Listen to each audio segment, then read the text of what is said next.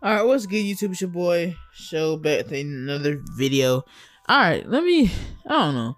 I haven't been tapped in with Soul Hackers as much as I wanted to. Because, for one, I thought this game was still coming out on Switch. When I saw it and then I heard there was like a Switch version, I didn't know that they actually dropped the Switch completely. You know, for me, I like to kind of check in on games every once a year. You know, basically, it's not saying I don't like to be spoiled, but I really like to, when I see a game and I see it initially, I can pretty much guess whether I'll enjoy that or not, or whether that'll be something to give a try. And more than likely, if I see a game I like, I won't go back and kind of like get more information about it until like maybe the reviews come out. I only do that because I want to be surprised with a lot of the features. You know, most of the time when they come out with trailers, as the game starts to come up, they'll show like more of the gameplay, more of the different features in the trailers. And I want to be surprised when I get that. So this was why I was so taken by surprise when I found out that Soul Hackers would be skipping the Switch and they wouldn't be doing any Switch things. Now obviously they do have a PS5, or they have like a next gen version or whatever, and I'm guessing they couldn't really develop the game like they wanted to, but also give you a Switch version.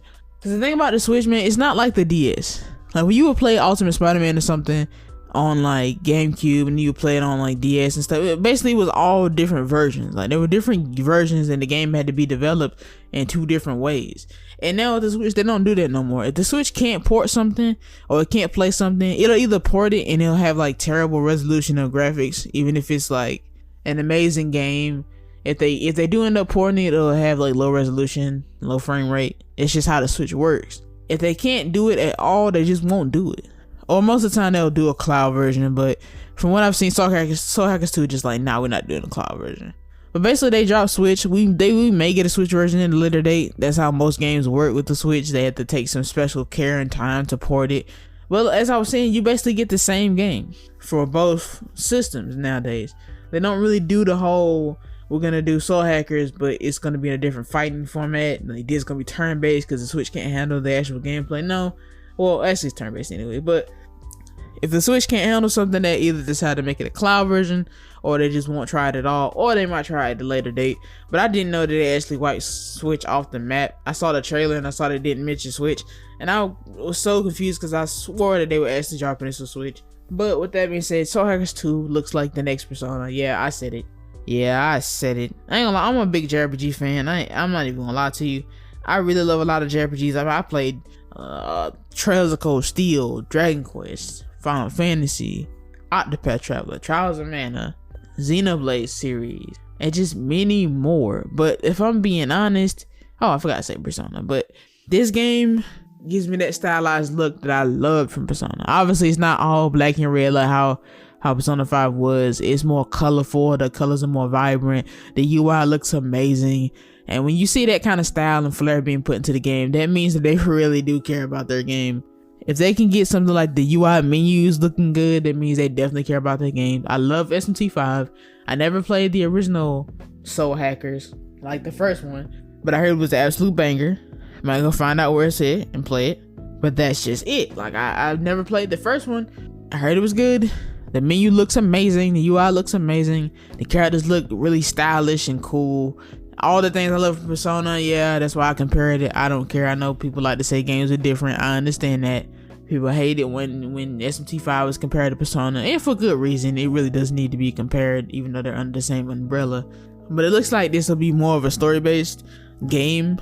So I guess for me, it would look more like SMT mixed with Persona. Like I said, everything looks so stylish, so neat, so clean.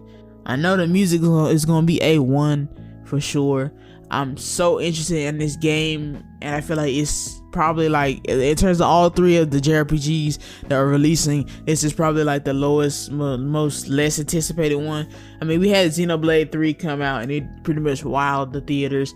You know, everybody was ready for this game to come out, and rightfully so. The game ended up being amazing. We got Pokemon coming out and it's looking pretty good. I ain't gonna lie, I saw the trailer a couple days ago. It looks pretty good, I'm not even gonna lie. Just as far as like Pokemon standards go, but this one I feel like it's gonna fall under the radar, and it's gonna be one of the most greatest games that I've played this year. So man, if you know, I'm definitely gonna be playing some Soul Hackers 2 on PS5. Soon be streaming it when it comes out, and I'm probably gonna be no lifing it. If Xenoblade 3 had better graphics, it'd probably be one of the best JRPGs of all time. And graphics really don't mean a lot to me. That's just me saying that. But this one looks so clean, so good. I think it honestly could have ran on Switch though. I mean, we are getting the Persona 5 for the Switch, so maybe, I don't know. I would think that Persona 5 couldn't run up there, but Persona 5 ran on PS3 hardware.